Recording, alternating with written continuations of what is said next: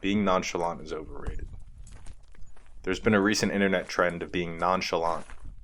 Videos doing a nonchalant challenge, where a group of friends each try to do mundane things like stop the elevator or walk down the stairs with an air of indifference or effortless swagger. While this is just a silly internet trend that lived and died in the span of a few months as nearly all of them do, I think it speaks to the worldview of the younger generations at large. While the trend is new, the sentiment from Gen Z has been around for a long time. It can be seen in terms like try hard, sweat, or hardo, all of which describe giving full effort, albeit to different degrees and in different situations, like studying hard in school or playing a video game. The glorification of appearing to not be trying and the derogation of being seen as exerting oneself combines to make a gross coping mechanism that creates a barrier to living life in its fullest capacity. If the idea of being nonchalant is pedestalized, one's ability to be fully immersed in their life takes a massive decline. It's like listening to Purple Rain underwater versus being 5 feet away from Prince himself while he plays. You're getting the muffled, watered-down experience rather than the deeply meaningful one. To put your full effort on display means that you're vulnerable. With the protection of not trying, people can't point to your shortcomings as the true point of failure. Rather, their criticisms can be deflected easily by saying, "I wasn't even trying that hard." It puts psychological distance between your self-image and your actions. The other reason it's so prevalent is that when you do succeed, it seems as though you are only using a fraction of your true capability, so your future value rises. If I could do this without trying, imagine what I could do if I applied myself. You get the social currency of achieving that next level without actually having to do it. In the long run, though, this leads you to be fully extending yourself, and in the best case scenario, still achieving. But because people assume you're not even close to exerting yourself fully, they still expect more of you.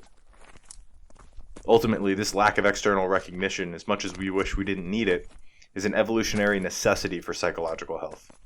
We need the acceptance and praise of our peers, even though we wish we didn't. The barrier put up by trying to be nonchalant consistently is much like the one between you and a video game character. You're controlling them, you get their achievements, but there's some intangible feature that prevents you from getting the same level of satisfaction you would as if you were to complete the goal in real life. I fear this has led my generation to teach itself to stop having the feelings of awe, wonder, and genuine childlike curiosity or passion, and to make fun of anyone who does have them.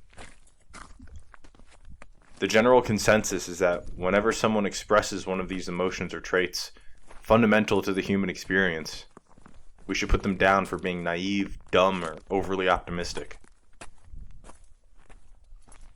The villain behind this is the widely accepted idea of pessimism as the belief system of the intelligent.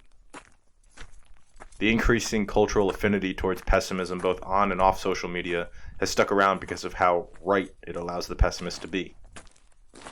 If you mask pessimism under the veil of being realistic or objective, then you can look at those who are optimistic as naive and stupid, not living in the real world. Evolutionarily, it was adaptive to be guarded, anxious, and pessimistic. If you were right to be anxious about that shadow because it turned out to be a tiger and you acted accordingly, then you lived. If you were wrong about the shadow, it wasn't a tiger, you still lived, albeit a little more uncomfortably. The human mind developed to be pessimistic as it hedges your bets. It's evolutionarily adaptive. In the modern environment, however, the unfortunate cultural meme around pessimism is that it is the intelligent stance to take.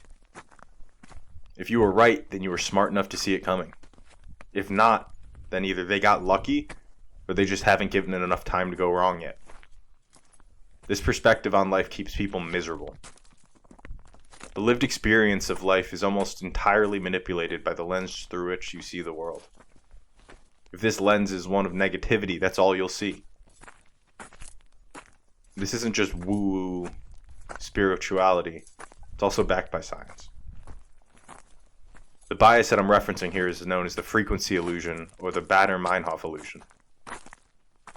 After you buy a new car or a new pair of shoes, you start to see them everywhere.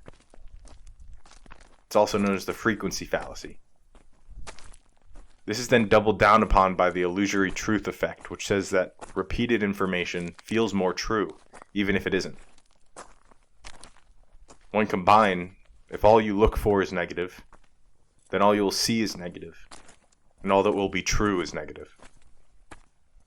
Luckily, the same thing works in reverse. If you apply optimism in the same way, you will begin to see more opportunities. Pessimists often take issue with this idea. They think it's about deluding oneself into believing a reality that's not possible or not real, when in fact it's more about taking the information from the world and framing it in such a way that allows for the possibility of success or happiness. The power you have over the degree to which a situation is painful is immense. You're not only capable of changing the feeling, but you can do it at no cost. By reframing using optimism, at the very least the situation doesn't feel so dire. At best, it works out even better than you could have hoped. I understand it is not completely unreasonable to have an aversion to optimism and the wide-eyed traits of our childhood. To fully engage with the world is a vulnerable state to be in. You put yourself in a position to be mocked over your true interests or ideas, as well as fully display your shortcomings. But at the end of the day, it comes down to one decision. Would you rather be right and miserable, or take the chance of failure, of being vulnerable, being embarrassed, but ultimately fulfilled?